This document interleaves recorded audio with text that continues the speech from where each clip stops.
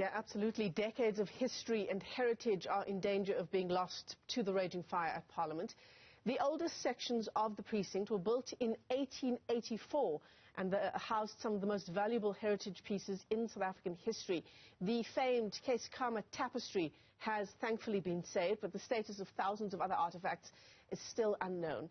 Culture Connect SA founder Kate Briggs and Built Environment Unit Manager at the SA Heritage Resources Agency, that's Mwasinga, are two guests this morning to help us understand the impact on this fire, on some very valuable, invaluable artefacts in South Africa's history. To both of our guests, thanks very much indeed. Ben, I want to begin with you this morning.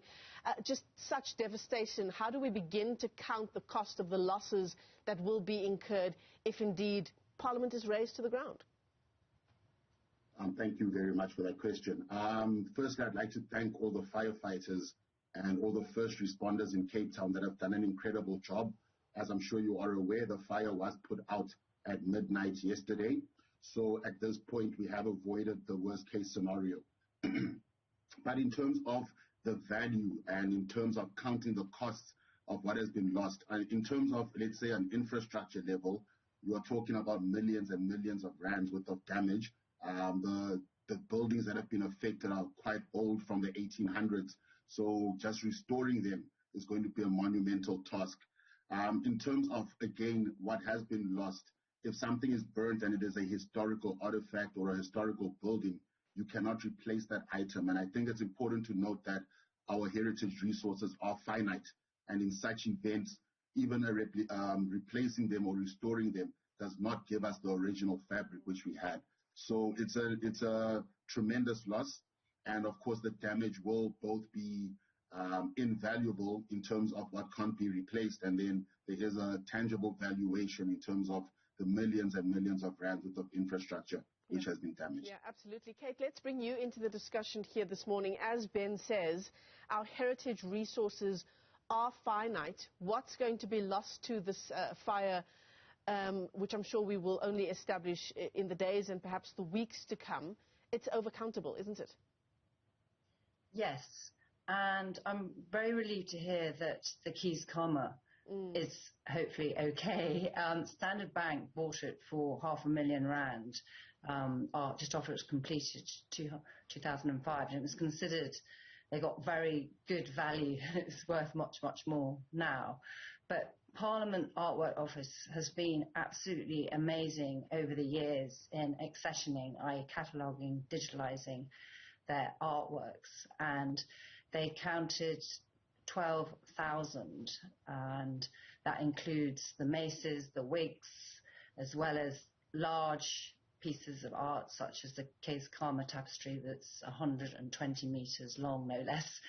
And so while, as Ben and you have said, things are invaluable and can't be replaced, I am drawing comfort at this tragedy that they have had very good people in there who have digitalised and looked after the collections for 20 years or so.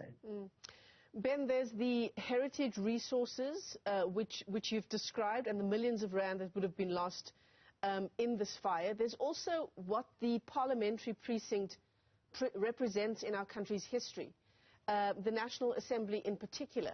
How do we begin to sort of count the losses of that part of our history, the building and the halls of that building itself?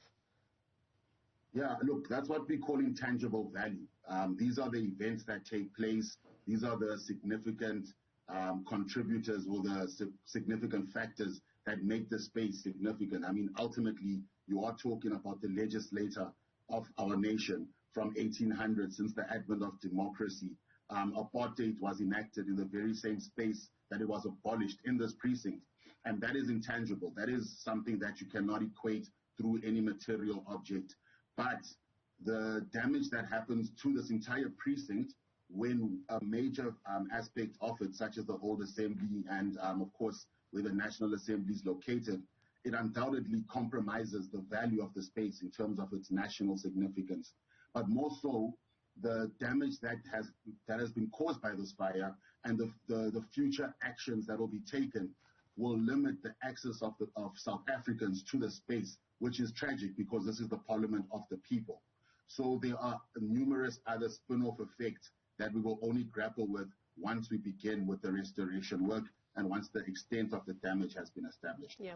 Kate, from what you've seen in terms of just the coverage of the fire, you know, how this fire was managed, perhaps how the buildings have been affected, once we do recover from this fire at Parliament, when we do get back on our feet, and there is a new National Assembly, shall we say, and there are new artworks, etc., that are brought in, new artifacts, or the artifacts that have been in the old building are brought into the new building.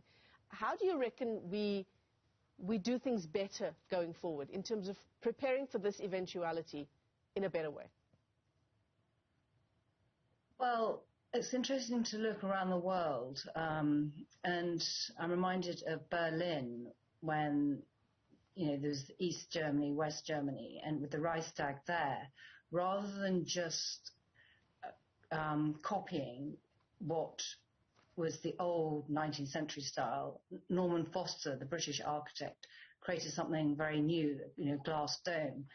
And rather more dramatic, thinking of the Twin Towers in Manhattan after the heinous terrorism attack. They created a very different sort of experience museum, and I'm just wondering, particularly as Ben's mentioned, the finite resources of heritage, whether some of the spaces could be reimagined. And the old granary, which is one of Cape Town's old buildings where currently the Desmond and Leah Tutu Foundation is based, Gap Architects, South African firm, I think have done really well combining old with new. So it's very obvious the new structures at the back. They've kept the heritage. And I'm just wondering whether we could see this as an opportunity to create something truly amazing for people to visit.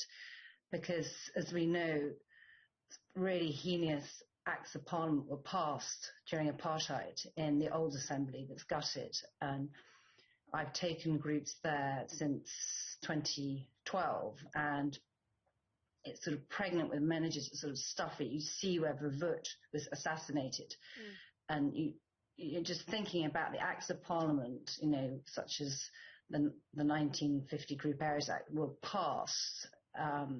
It's relatively recent in history, and as Ben says, that's intangible. And whether, with the creative minds in the country and the huge talent, something could be rebuilt that references that, and we can't forget what happened. And that's why the Keiskamma Tapestry was so amazing, because it tells the story of the Eastern Cape from the first inhabitants to the dawn of democracy with the vote of 1994. Kate, you've been running tours on the art contained in Parliament for some years now. This obviously has a major impact on that work, if you are still doing that. Yes, well, in fact, I've been dying to do tours of Parliament, and quite rightly, it's been shut all through the pandemic. But I'll be taking, for instance, some tourists this morning from the Mount Nelson, and we'll walk outside, and I can talk a lot from the exterior. And we just have to be patient and trust. And as Ben says, the teams that have gone in there are doing a great job. Yeah, yeah. Ben, your final comments this morning on, you know, what the opportunity here is that's being presented from this devastating tragedy that's unfolded in Parliament, insofar particularly as reserving our heritage, reserving some of the artifacts is concerned.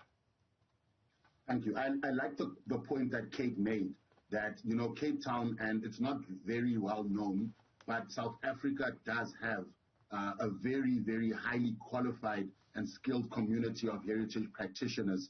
And the old granary, which Kate alluded to earlier, is one such example. And again, I like what Kate said about reimagining. South Africa has a lot of contested spaces, Parliament being one of them, the Union Building being one of them, the Castle of Good Hope, another contested space, and then we've also got Constitution Hill, which was the old fort and also a contested space. But if you look at what we've done with the old fort, it was a prison that was also pivotal in containing a lot of heroes and leaders from apartheid, from the apartheid struggle.